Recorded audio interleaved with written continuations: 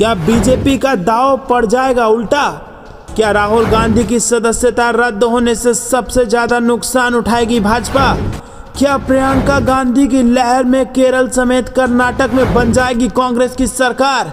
दोस्तों, इस वक्त की बेहद बड़ी खबर आ रही है जो कि वायनाड से आ रही है, जो वो संसदीय इलाका है जहां पर राहुल गांधी कभी सांसद हुआ करते थे। जी हां दोस्तों, वायनाड से बड़ी खबर आ रही है। वायनाड की रैली में राहुल गांधी के साथ प्रियंका गांधी दिखी हैं, जिसके बाद तमाम कयास लगाए जाने लगे हैं और ये सवाल उठ गया है कि क्या राहुल गांधी की अगर सदस्यता वापस नहीं होती है तो उनकी जगह पर उतरेंगी बहन प्रियंका गांधी। जी हां दोस्तों, प्रियंका गांधी जो इस वक्त कांग्रेस की सबसे बड़ी नेता हैं और आपको बता दें प्रियंका गांधी जिनमें लोगों को इंदिरा गांधी की झलक दिखती है, तो क्या दोस्तों एक मजबूत प्रधानमंत्री के रूप में प्रियंका गांधी की स्वीकार्यता इस पूरे देश में हो जाएगी? और क्या इसकी असली बानगी वायनाड के उपचुनाव में दिखेगी? और क्या वायनाड में प्रचंड बहुमत से जीत हासिल करने के बाद दिल्ली की गद्दी से भाजपा का सुपड़ा साफ कर देंगी प्रियंका गांधी? दोस्तों, इस प्रकार के सवाल इन दिनों आम जनता के मन में आम हो गए हैं, क्योंकि आपको बता दें कि राहुल गांधी की सदस्यता को लेकर 20 तारीख को फैसला आना है और ऐसे में अगर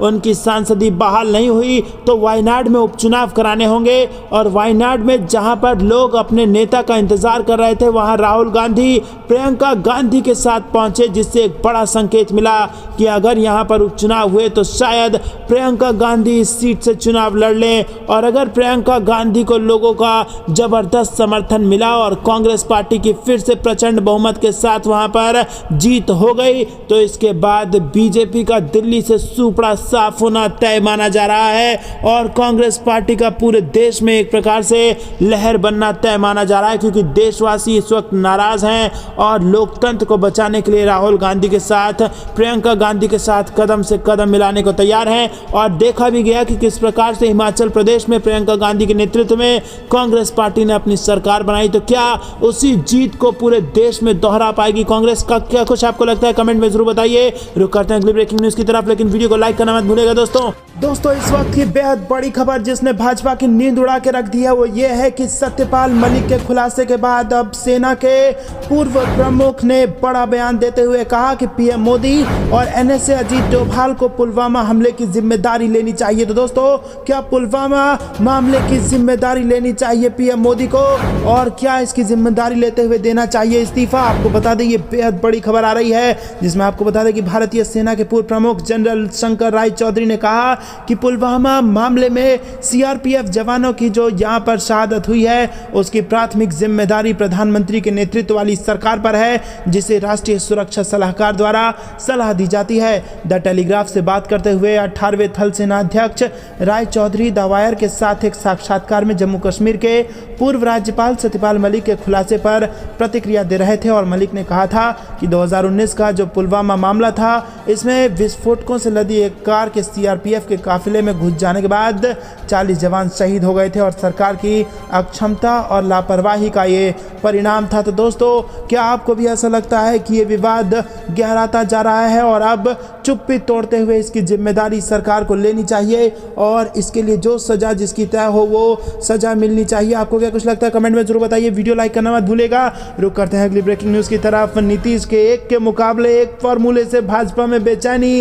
एनडीए के लिए 2014 का प्रदर्शन दोहराना नहीं होगा आसान। जी हां दोस्तों, राहुल गांधी की सदस्यता रद्द होने के बाद जिस प्रकार से सारा विपक्ष एकजुट हुआ है और जिस प्रकार से नीतीश कुमार भी इस गठबंधन में विपक्षी एकता के लिए सूत्रधार बने हैं, उसने बीजेपी की नींद उड़ा दी है और एक नया फार्मूला जो नीतीश कुमार लेके आए हैं जिसका नाम है एक के मुकाबले एक, इसने तो भाजपा में बेचैनी मचा दी है और एनडीए के लिए अब 2014 वाली जीत को दोहराना असंभव है। विपक्षी एकता की पहल के लिए मुख्यमंत्री नीतीश कुमार का एक के मुकाबले एक का फार्मूला बीजेपी को डराता है तो महागठबंधन को उत्साहित करता है। 2014 लोकसभा चुनाव में पड़े वोटों की गिनती कर महागठबंधन उत्साहित है और दूसरी तरफ बीजेपी को बड़ा नुकसान संभव है। दोस्तों, रुक करते हैं अगली ब्रेकिंग न्यूज की तरफ। राहुल गांधी का पीएम मोदी को चुनौती, बोले 2011 की जाति जनगणना के आंकड़े सार्वजनिक करें प्रधानमंत्री। जी हां दोस्तों, कांग्रेस नेता राहुल गांधी ने रविवार को प्रधानमंत्री नरेंद्र मोदी को 2011 की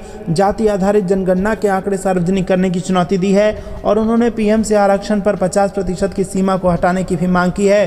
कांग्रेस नेता ने दावा किया कि केंद्र सरकार में सचिव के रूप में केवल 7% अन्य पिछड़ा जातियां, दलित और आदिवासी हैं। राहुल गांधी कर्नाटक दौरे पर हैं और उन्होंने कोलार में रैली की और पिछले महीने मानहानि के एक मामले में दोषी ठहराए जाने के बाद संसद से अयोग्य घोषित किए जाने के बाद कांग्रेस नेता की कर्नाटक में पहली रैली है। कांग्रेस के नेतृत्व वाली यूपीए सरकार ने 2011 में सामाजिक, आर्थिक और जाति जनगणना कराया था। जाति के आंकड़ों को छोड़कर जनगणना की रिपोर्ट प्रकाशित की गई थी।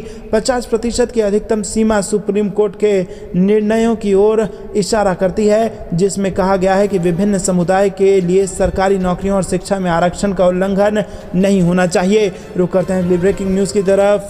क्या मोदी बनेंगे कर्नाटक के मुख्यमंत्री, जो बीजेपी सिर्फ उनके नाम पर चुनाव लड़ रही है? कांग्रेस अध्यक्ष मल्लिकार्जुन खड़गे का सवाल। जी हां दोस्तों, आपको बता दें कांग्रेस अध्यक्ष मल्लिकार्जुन खड़गे ने कहा है कि आखिर कब तक बीजेपी पीएम मोदी के नाम पर चुनाव लड़ती रहेगी? क्या वो कर्नाटक के मुख्यमंत्री बनने जा रहे हैं?